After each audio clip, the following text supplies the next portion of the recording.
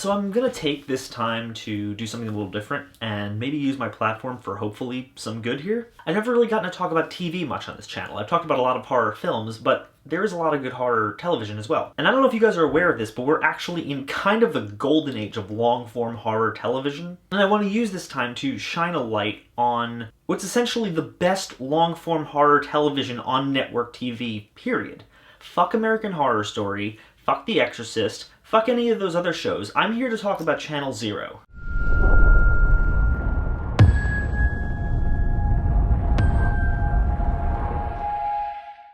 Hey Lee, what's Channel Zero? I'm glad you asked, Timmy. Channel Zero is Sci-Fi's original show run by Hannibal alumni Nick Antosca. And this show, similar to American Horror Story, is an anthology. Every season is a completely different story. Sometimes they recycle the same actors, but they're all completely unrelated. And the kicker, it's based on creepypastas. This show takes original horror stories from the internet, adapts them into 6 episodes, 1 hour each, and every season they do a different story with a different director in a completely different style. And what essentially you're getting is a 6-hour film. And let me tell you, Channel Zero is truly the best horror content on network television. It is consistently boundary pushing and envelope pushing, and it contains some of the most talented efforts from everyone across the board. Stellar acting every season, incredible direction, some of the most nightmare-inducing, strange, surreal imagery you'll ever see outside of something like Twin Peaks. Gorgeous cinematography and stellar editing and incredible sound design, and it's created some of the most unique, iconic, fun monsters that I've seen in years. And the beauty of this show is that every single season has a different director and a different style and a completely different feel to the previous one. So even if one season doesn't work for you, the others might.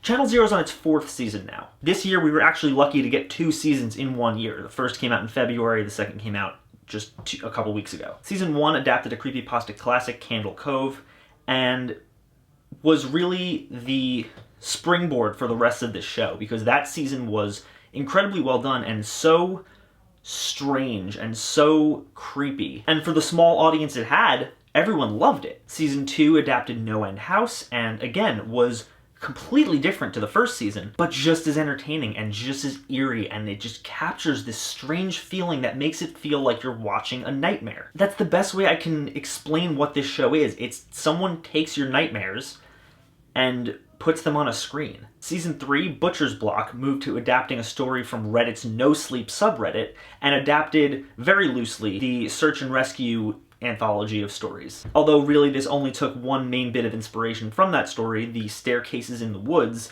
and then built its own story around it, which is essentially what most of the seasons of this show do. They take the original story and use it as a stepping off point to tell their own story that's essentially their own version of events and their own what happens next, and I love that. I think that's so creative because they're not restricted by any story, they're just telling their own story with a certain framework that was written for them. And then you have Season 4, The Dream Door, which just aired a couple weeks ago, is now currently streaming on Sci-Fi's website, all 6 episodes, you can binge it. Again, based on a Reddit story, and absolutely surreal and creepy and so much fun and so beautiful, such a genuinely emotional tale that features what is probably my favorite monster to be ever featured in anything.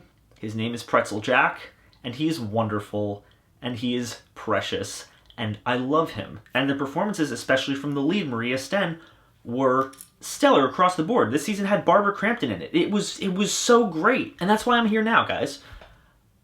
Currently, Sci-Fi has not renewed this show for Season 5. They haven't officially canceled it yet, but given how low its viewership is because of how few people know about the show, because of the fact that Sci-Fi does no advertising for it, it's entirely possible that they will cancel it. And I'm here to tell you all about it and hopefully raise awareness of it in hopes that you will all watch it and appreciate it, because so many talented people work on this show and they really do deserve to make all the seasons they want.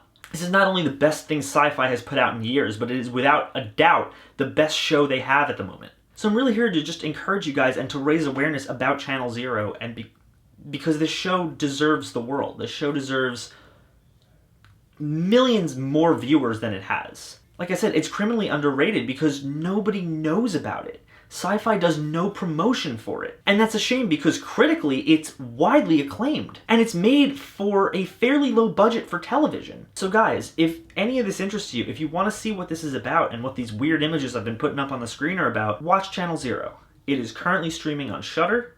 It is currently streaming on Sci-Fi's website. Go watch it, tweet at Sci-Fi, message Sci-Fi, give them whatever feedback you need to. Go out, tell your friends about this show. Spread the word as much as you can, because everybody who works on the show is immensely talented and they deserve to make as many seasons of the show as they want. Please go out there, message Sci-Fi, #renew Channel Zero. Because honestly, guys, this is the horror content that you really need.